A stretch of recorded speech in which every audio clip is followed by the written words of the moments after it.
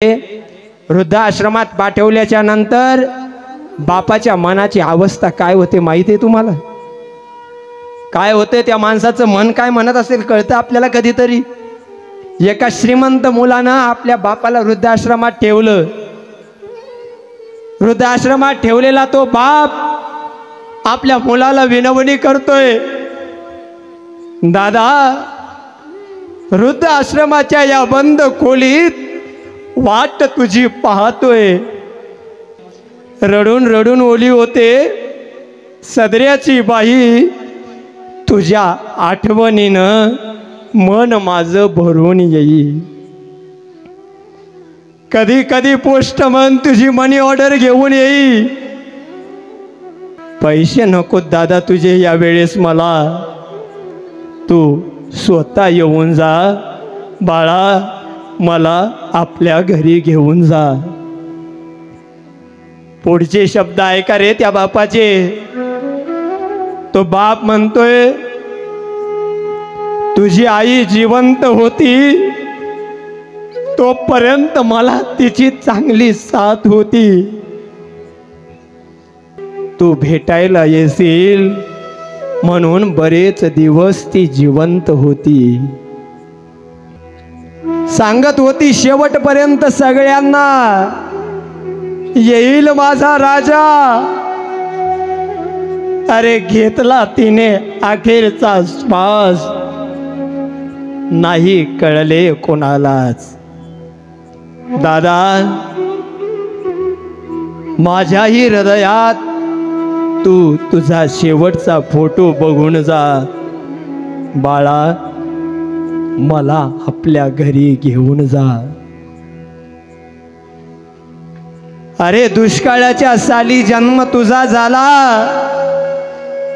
तुझ्या दुधासाठी चहा आम्ही सोडून दिला. एकच सदरा शिवून शिवून आम्ही घातला, तुला मात्र चांगल्या शाळेत घातला. हवं तर तू सगळं विसरून जा बाळा, मला आपल्या घरी घेऊन जा. याच्या पुढचे शब्द ऐकले ना तर तुमच्याही डोळ्यात पाणी येईल. तो बाप म्हणतोय आपल्या पोराला विनवणी करतोय, फरशी मी पुसेल, केर कचरा मी काढेल. दादा सोनबाईचं बोलणं गप गुमान मी ऐकेल. नातवंडाची सगळी लहान सहान काम मी करेल. तंबाखूच्या विड्यासाठी 1 रुपयाही तुला नाही मागणार. घाबरू नकोस, तुझ्या मुलांना मी त्यांचा आजोबा आहे हे कधीच नाही सांगणार. हवं तर तुझ्या घरचा घरगडी म्हणून मला घेऊन जा बाळा, मला आपल्या घरी घेऊन जा. थकले रे आता डोळे, कंठी आला प्राण, तुझ्या भेटीशिवाय दादा कासा विष झाला रे माझा प्राण. कसं सांगू तुला मी तुझा जन्मदाता, तू माझ्या वंशाचा दिवा. किती यातना देशील रे या वृद्ध जीवा, किती यातना देशील रे या वृद्ध जीवा. दादा भिंतीवर लटकलेल्या माझ्या फोटो जवळ येऊन जा. वाटलंच तुला कधी तर फक्त एकदा बाबा म्हणून जा.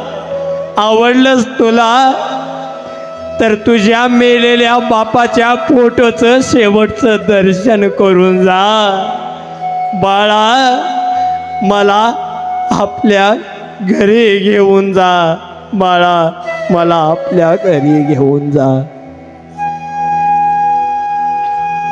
ही अवस्था होते त्या बापाची.